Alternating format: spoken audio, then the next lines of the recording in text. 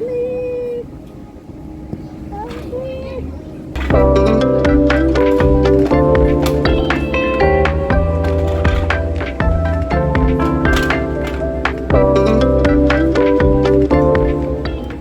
We are headed out now. It's the Thursday before the event, and today is going to be a day of a lot of errands. So yeah, it's like 11 right now, so come with me today as I get a lot of stuff done. Right now we're just going to pick up some printed books, so see you later.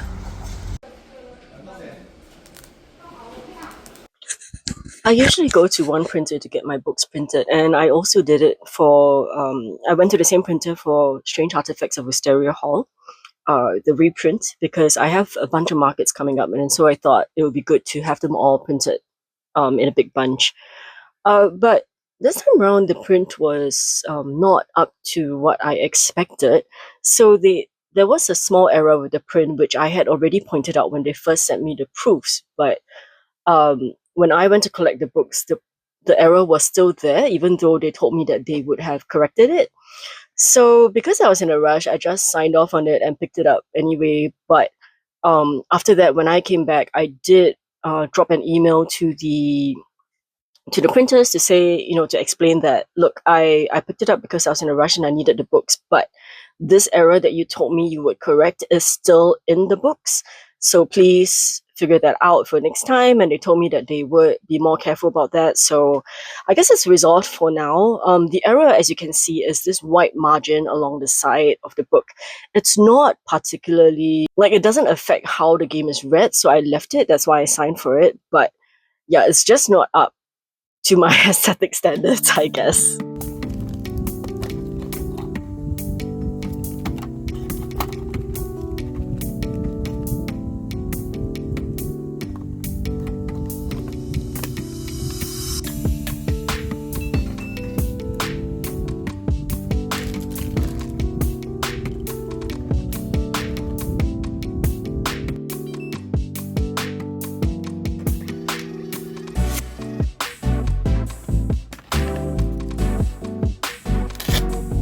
I do have a small sales point at the Casual Poet Library, which I'm going to later. So what you can see here is me putting on some price tags onto the books itself. A little kind of life hack I like to do is that if there are labels that I want to put on something, but I don't want to use plastic or a covering on the books, what I do is I put down a layer of washi tape and then I layer the sticker or the label on top of that. So when the buyer wants to buy that product, they can just pull off the washi tape and it wouldn't leave a mark or a stain onto the cover of the book.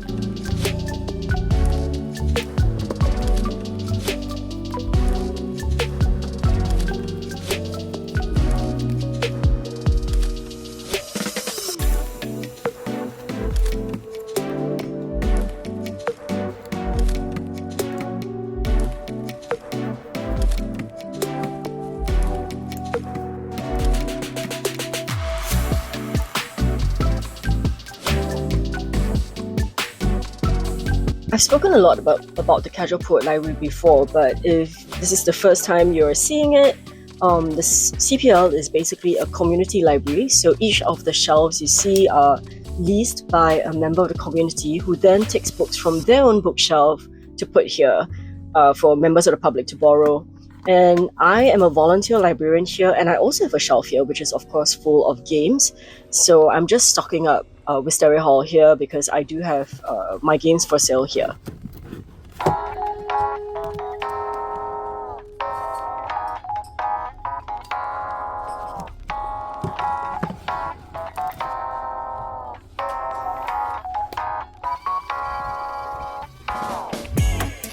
For this next market that I'm going to, the organizers asked each of the stall owners to put together an engagement activity for the event goers. So my engagement activity involves writing some little bits of microfiction or lore to be added into 3 worlds that I've created. So what you see here is me kind of printing out the prompt labels to be stuck onto some small little cards that event goers can write their fiction on. And these worlds, unfortunately, I don't have footage of the boards here at home, but you'll see it later on in the video at the event. To describe these worlds and to explain what the activity is, I also had to put up some signs and describe what the world is and of course what the activity is.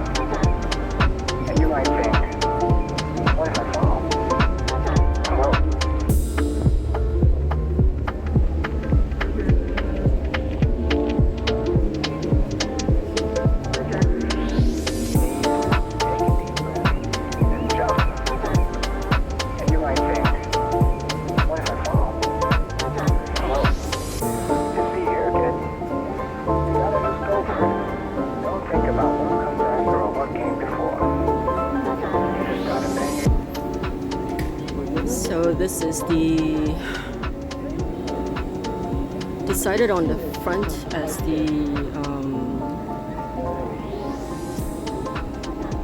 the front, I guess. So this is where the prompts will be, and then so the prompts are actually inside here. So what they will do is they will follow me on Instagram or whatever it is, and then they get to open up the books, and then the prompt cards are inside. So I'm gonna have to fill in some prompt cards just to fill the board so it's not too empty, but I'm gonna set up the sale corner first. Yeah, not too bad if I may say so myself. I guess the only thing is I didn't check these. That'll be fine. I mean, whatever. Alright, I actually wasn't sure about these at first, but I think I'm okay with it. It gives it a sort of like misty sort of feel to it. I think it'll be okay. Yeah. Okay, so I'm gonna shift your perspective, and then we're gonna set up this corner, and this will be my sale section. So it's a decision to put the engagement activity up front rather than on the side. But fingers crossed that they will have fun there and then come around this way to see what's going on. Hopefully. Well, we'll see.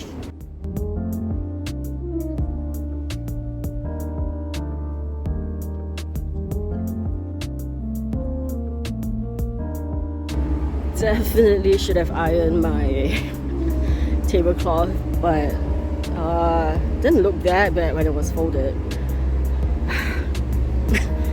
It's fine, it's fine. It's fine, absolutely fine.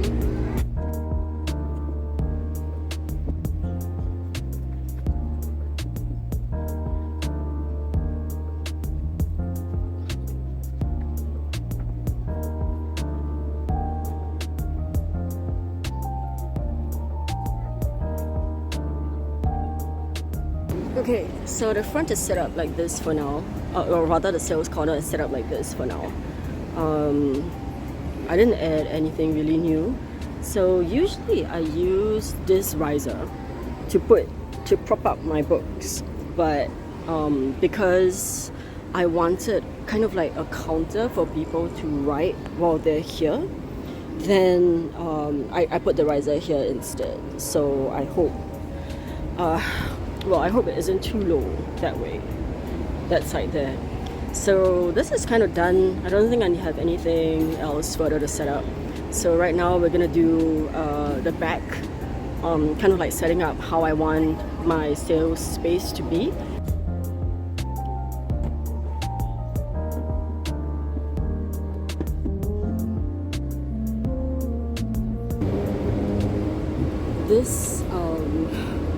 This market is so welfare, as you see. Like, no other market I've ever been to, and I've been to so many, would give us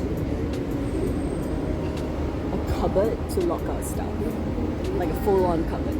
I'll show you. Look, it's a cupboard that is big enough to fit my large box and the wagon, with lots of space. So that's great. Like a calyx, like a long calyx with all my stuff. So yeah, like where would people do this? Like nowhere else. They call this a Tresto table, and this is the cupboard. So the cupboard originally has like a sticker on it, but I just threw on my what is this, table, like the shelves. All of us have our names on it, which is really nice. So for this market at least, I didn't have to worry about having my name like up and center, front and center, so that people knew who it was. Okay, so when I first saw the layout, I originally wanted to set up my sales here and these boards on the side, but these boards are actually really eye-catching, so I decided to put it up here instead.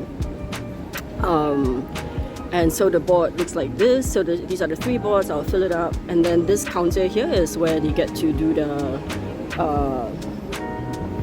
writing. So and then the free stickers are inside here, and the prompt cards are inside here, and I have the pens here. So these are pretty nice pens. Maybe I could label them somehow so people don't steal them. Okay, but anyway, I'm gonna have to put cards on these, like maybe one each, just to show what can happen. And I have little signages here to show where, like, what these worlds are. But I think I'm gonna have to end up doing a little bit of explanation anyway. I don't know if this makes sense, but anyway, because the prompts are so hidden right now. Okay, yep, and then clips for them to put up the cards, and then my name cards are here. And then if we come around this way, again, this also that hasn't changed much from. Ooh, this might be an issue.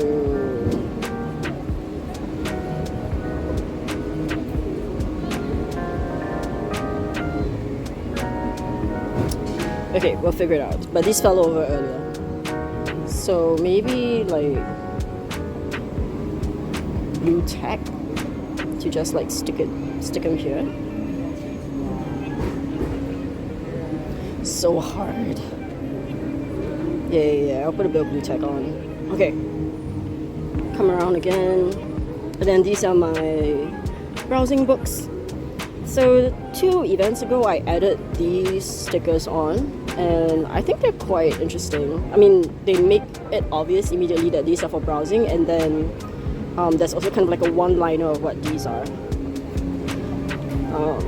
My price cards, which are actually, I don't know, I feel like changing them because the price is actually a little bit small. But again, we'll see.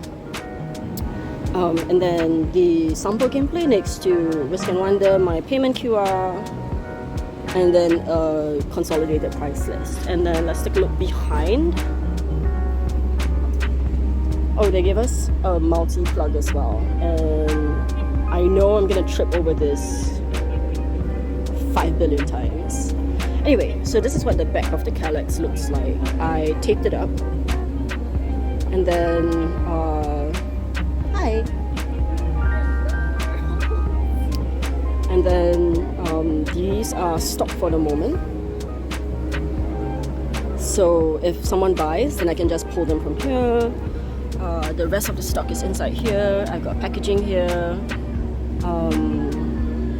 This is important stuff like pens and name cards and my the rest of the clips and stuff. My water bottle. These are stickers, my stationery box, and the bag. These are kind of like probably not necessary, and this is nothing, I think. Oh, my cover for later when I leave, and then this is the what's this called? Like my wet tissues and stuff. Yeah, so I think that's how I'm set up for now.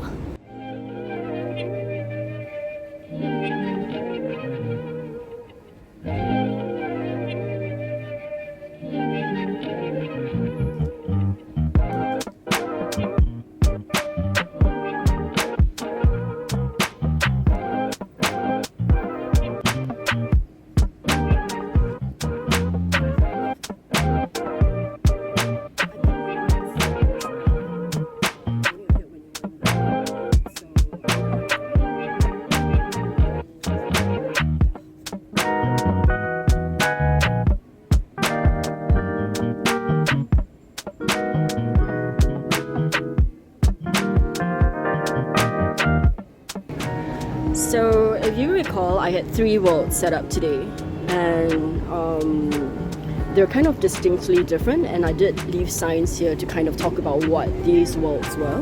So I'm gonna have to do a little bit of explanation for that. I feel like I didn't properly explain that in my signage. Maybe I have to fix that today and bring a new sign tomorrow. But okay, let's start first with the Lamlock Quarter. So Lamlock Quarter, a crumbling city of flickering gas lamps, ticking clocks, and forgotten alleyways. Something old hides in its corners. And I gave some words here. And you might write about a vanished shop sign, a lantern that glows blue, or a whispered name in the walls. For my story here, so the message was short, written in red, do not forget, and I purposely put it next to the do not forget sign. And my story, but she did anyway, forgot that she had to fix that backwards clock before it ran to 0. Now she paid the price. Okay, so nice and I guess pretty, hopefully evocative. I don't know. Alright, this is the Ivy Folk. So a quiet place where forgotten things are left to grow wild again, strange gardens, soft decay, and tangled memories. Hopeful, nostalgic, gently magical. You might write about a found key in a locked garden, an overgrown letterbox, a statue that no one remembers. And I left this story here. So there's a smell that's associated with bad omens. What is it? So Ivy Folk is a town of bursting flowers and a riot of colours. But if you smell the rotting flesh scent of the corpse flower, and then ... yeah, I guess it doesn't need to be explained what happens if you did. That's not the point of this, right? It's just a gentle sort of thing. So it's obviously a bad omen because the prompt already says bad omen. For this one, the Saltworn Shores, a coastal city shaped by tides and time, stories washed in and out like driftwood. So it's melancholy, tide-washed, timeless. You might write about a half-finished map, a message in a bottle, or someone waiting at the edge of the sea. And mine here, so it only appeared when you weren't looking straight at it. So it was a statue that granted wishes, barnacle-covered, sea-worn. You couldn't go looking for it. It had to come to you. So yep, these are my stories. Let's have a look at the decor of the boards actually, because this is what I spend the most time on for this market. Okay, so this was the board I had, the Lamlock Quarter one. It was the board I had the most trouble with. Like I didn't really know how to how do I put it? I didn't really know how to decorate it to make it look like a board that could have come from a world of tinkering, clockwork, kind of like gas lamps and stuff like that. So I tried my best though, so I ended up making it look like it came from a workshop with all these like little post-it notes of reminders and receipts and things like that. And then the other thing was that I was thinking about unique ways to set up these. So I used the hooks that came with each of these boards, and then I used them as the anchors for these. And because I didn't have enough of them, I also used bulldog clips, and I thought it kind of worked out pretty well. So these are actually stuck down with glue because I didn't trust them to not fly away. But yeah, it's all sorts of different stuff, and there's some little Easter eggs in here, which you might see or you might discover if you have played my other games before, or or you go like investigate things like these, like the coordinates for these. Actually, it's where we are right now, but I thought it would be fun to how do I put that, to be on a board of reminders, so to speak. Yep. The flowers one is the most striking, I think. These are literally, well, not 100 of them, but like I think 60 or so flower heads that I put in, like hot glued together. I did not burn myself this round. Oh, it gets really windy here actually. Hi. Oh, thank you.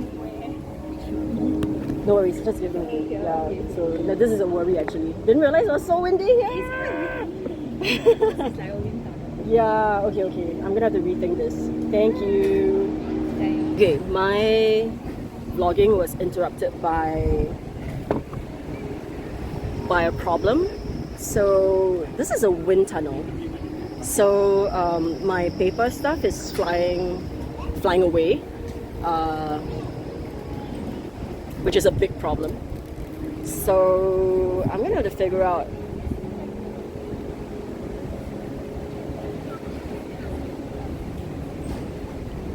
I'm just probably gonna masking tape them down, like washi tape them down. Like these tags as well. These tags as well will probably fly away, so they get stuck down.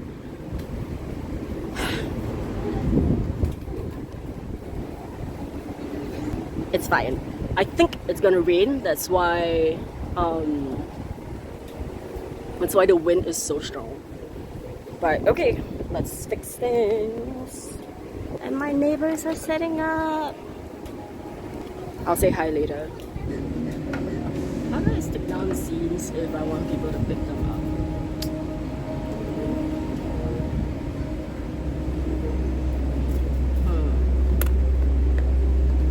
So yeah, I will tack my zines down and see how it works. So hopefully windproof now. Okay. Not bad.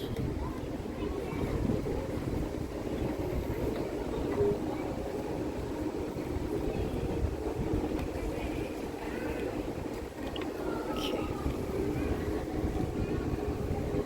I'll be fine. I think you'll be okay. Yeah, okay, not too bad. Going back to these, I guess. Okay, so yeah, I basically spent a bunch of time with hot glue and some flowers and stuck it all down. I think it turned out pretty nice actually. Like I might use it for other stuff, or just continue this. I think it's quite a fun activity if people want to do it. This is the Saltworn Shores one. I also had some trouble decorating this. I was wondering if I wanted to do shells, but I thought shells were pretty fragile. So I ended up going for a mix of driftwood. So this is actual wood, bought from an aquarium store. Some rocks to, I don't know, represent salt or something. And then I added these like shiny beads and pearls all around to give it a little bit of shine. And then some like, I don't know, I know this isn't even like seaside, but I thought like in the white kind of worn colors kind of fit. Yeah, so yeah, this is the decoration for the 3 boards here. What do you think? Something? Yeah, sure. Take a pen, go ahead. I'm excited. No pressure there.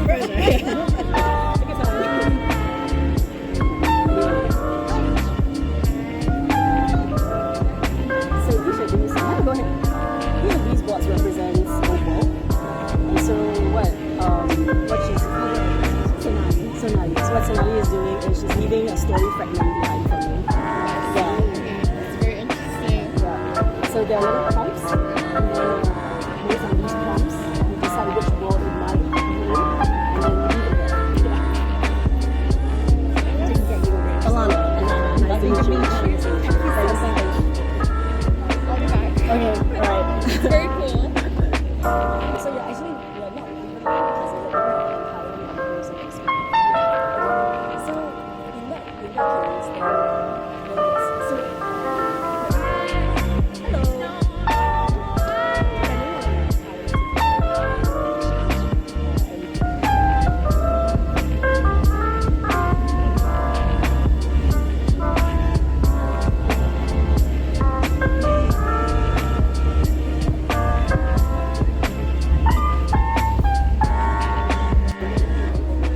Spot the difference.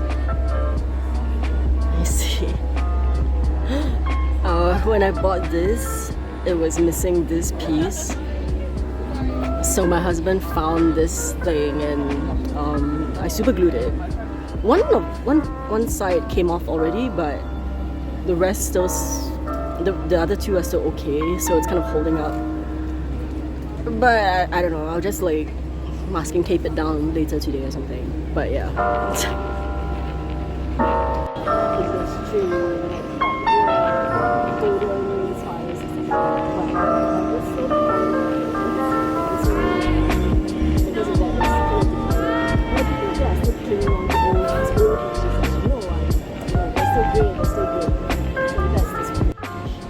Alright, we are packed for day one. It is, what time is it?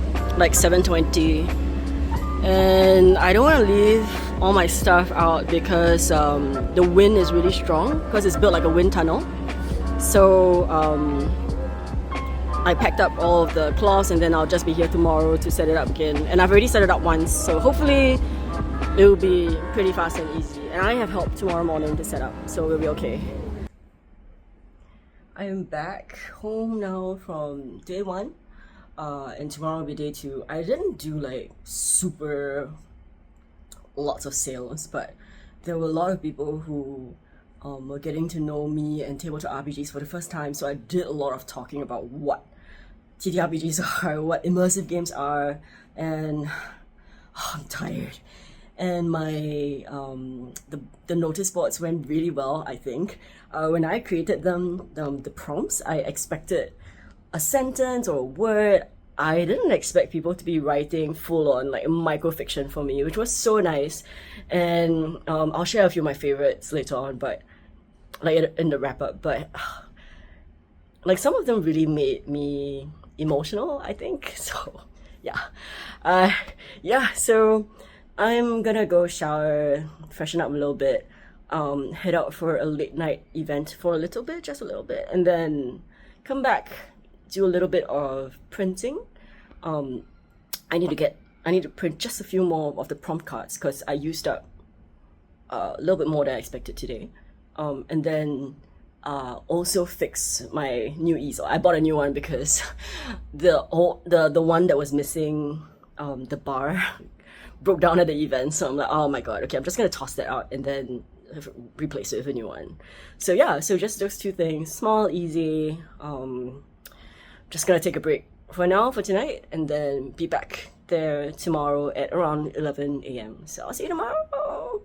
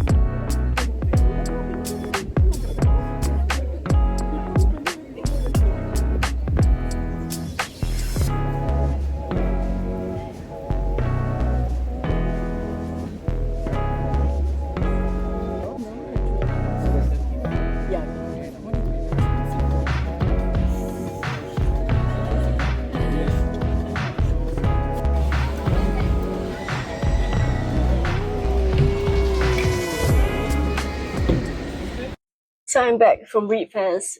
First and foremost, a very big thank you to National Library Board for having me there.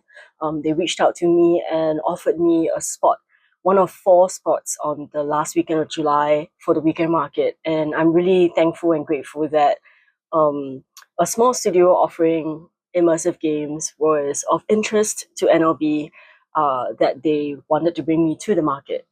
I think the market went about as well as I expected it to go. I knew that this was going to be a market where I would have to do a lot of explanation of what I was doing. Readfest is actually the first market that I've been to where the audience is very general. A lot of or rather, 100% of the markets that I've been to previously as Curious Chimeras and Thorn Key have been kind of niche interest markets. So be it gaming related or ACG related, there's some sort of niche interest, and the expected kind of audience is that these people are interested in that niche. What I knew going into this market was that because it was going to be number one in the open atrium of the National Library where people could walk in and just pass through, I knew that I was going to meet a very general audience who may or may not have had exposure to tabletop games or immersive games before. So I did a lot of talking, and I didn't really expect sales to be like amazing through the roof, and sure enough, it wasn't. But I did make some sales, and so I think I'm thankful and grateful for that.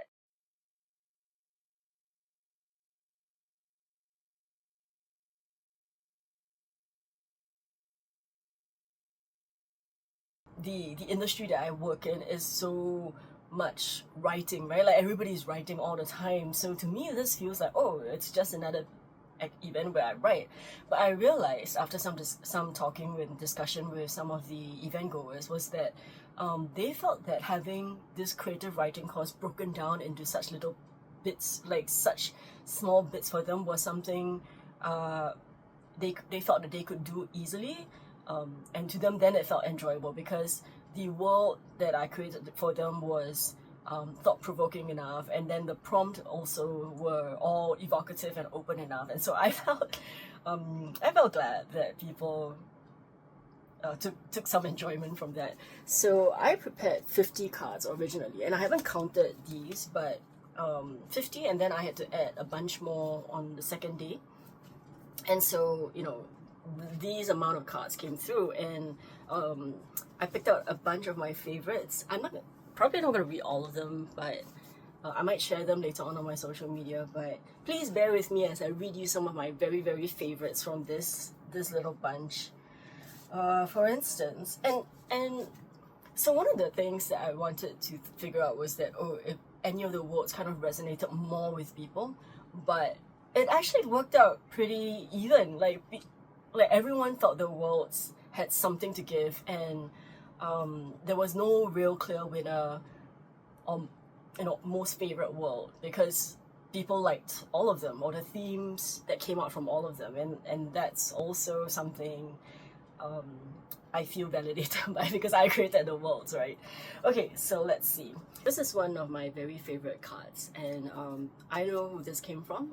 So it's Nick who wrote this, and Nick is a writer, and he's kind of like a customer turned really good friend. He always comes to a market if I'm around, and I'm really grateful and thankful. So basically, he came around. I don't think he came specifically for me. It just happened coincidentally he wanted to come to the market, and I was there. And I saw him and I was like, you write something for me. And so he was like, okay, fine. Okay, so the prompt goes, it only appeared when you weren't looking straight at it. And Nick wrote this. We spent a day together, the sun in our face, the sand between our toes. Everything felt perfect until you went quiet. It's been 3 years, and I'm still leaving messages in bottles, casting them into the gentle caress of the waves, hoping they'll find you.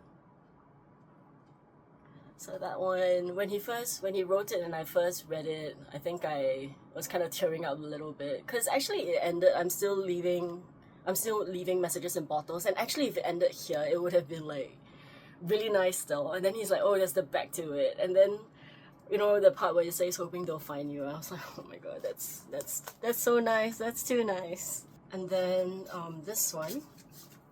So this prompt goes, what's a lie everyone agrees to keep telling? And this person wrote actually a lot, and it's not really microfiction. It's kind of like almost a little bit like from their hearts. They didn't leave a name, so I'm not sure who it is, but I thought the first line was just so heart-wrenching.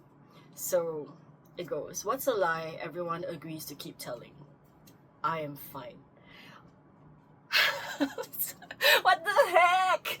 So this was in the steampunk world, and how I introduced it was that the steampunk world used to be a land of industry and economy and golden spires, but the people there still keep clinging on, but it's kind of fallen out of relevance, but people there still keep clinging on to those old glory days. So yeah, I am fine. That's a lie that everyone agrees to keep telling. What the heck? So this one here, this is microfiction, so I'm just going to read the whole thing as well. So the prompt goes, what do children here get warned never to do? And this was written by Joelyn. So Joelyn wrote me microfiction that's kind of like Nick. She didn't write it specifically about, like, you know, in direct reply to the prompt, but it has kind of like a you know, it's a prompt, right? So the microfiction alludes to the prompt. Okay, so Joelyn wrote, she felt the insides of her pockets and heaved a sigh of relief. Always carry a dollar coin when on a messenger run, she was first taught. She never knew why, just that the streets were bad for the messengers.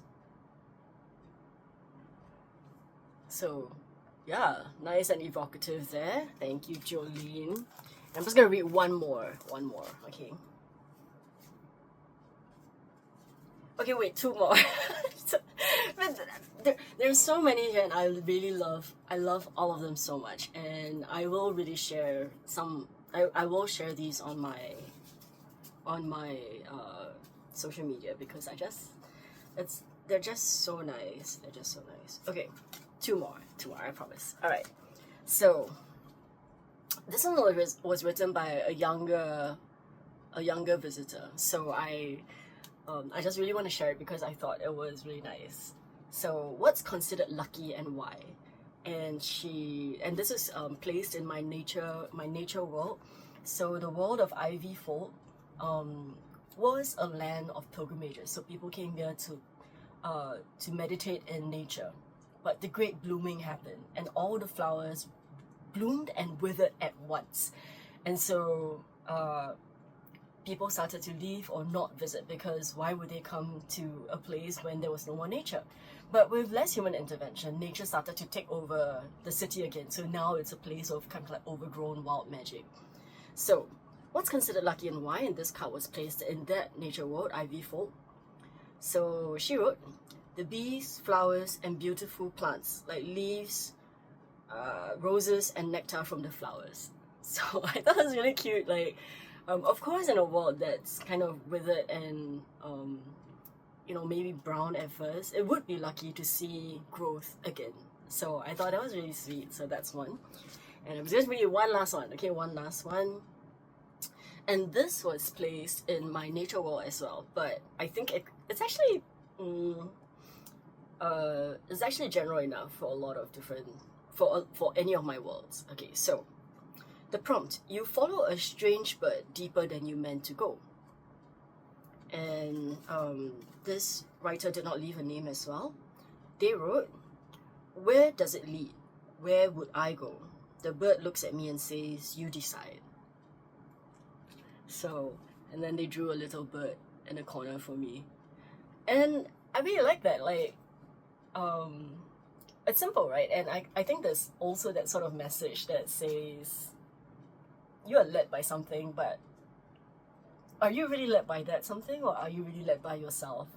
I don't know. I think all of these are so evocative, and you know, with things like space limitation, the limitation of the prompt, it really made people get really creative, and I'm really thankful for everyone who shared that little bit of creativity with me. Yeah, I really enjoyed myself coming up with the worlds. I really enjoyed myself talking about the worlds and reading everything that people wrote for me. So yeah, one of the biggest questions was that people asked me, where does all of this go? Oh no, first people asked me, are you a writer? After I explained the worlds to them, and I explained that, well, I write games kind of. So I create these worlds for people to play in, and people were very impressed by that. Thank you. The other big question was that people asked me, where do all of these go? And actually, it goes into a new project that I'm doing. I'm gonna leave the Instagram handle up here. And it's actually kind of like a cross between the Magnus Archives and SCP, except not supernatural. Not ghosts, basically, if you know the Magnus Archives. The concept is that the Miracollia Archives are a space that collects artifacts and anomalies from different worlds. And these worlds that I've explained, so the Saltworn Shores, Ivy Fold, and Lamplot Quarter, these are worlds that have artifacts and stories and reports from them. So the archives has stories and reports and artifacts from them. Ultimately, what I want to do is to curate artifacts from these spaces, these worlds, these cities, package them together in an archive package, and then you, the player, as the researcher, get to buy these artifacts, start your own research based on what's inside the pack. So like if you bought, say, the Saltworn Shores box, then it will come with some sort of artifacts that are related to the ritual, some rituals or some customs that they have, as well as maybe a little bit of sand from the beaches, incense, dried lavender, seaweed, something like that. And then there would be a card or a form in there that you as a researcher would fill in and then send back to me, or email to me rather. There's a form, and then when I collate all of these related to the artifacts, I put that up on the Miracollia Archives website, where people can kind of like build a world or build a space or build something or whatever it is, create lore together. And this event was actually a little bit of a test towards that. And I find that people who are interested, I guess the idea is that in a way it's self-selecting. People who buy it, people who want to try it, are already excited by the idea of writing something that goes into a world or adds to lore. So yeah, that will launch hopefully sometime next week as of my recording, but who knows, fingers crossed. It's actually kind of in progress already. I just need to put on the finishing touches to it. So yeah, I think that's kind of it for the wrap up. Usually, or what I thought I would be doing for every event wrap up is, would I be doing this event again? But Readfest was a curated event. I was invited to the event, so I'm not going to be presumptuous to say like, oh yeah, definitely I would definitely do it again, I think. I like the idea of being able to do kind of like an introduction of my business to a more general audience. But please invite me again to something like this, but I'm not going to be presumptuous and be like, yeah, definitely, I'll be there, yeah. So yeah, with that, thank you so much. I really appreciate you hanging on to this video. I did the first cut and it's so long. Thank you if you're still here watching the video. I appreciate it. I'll see you in my next video. Bye bye.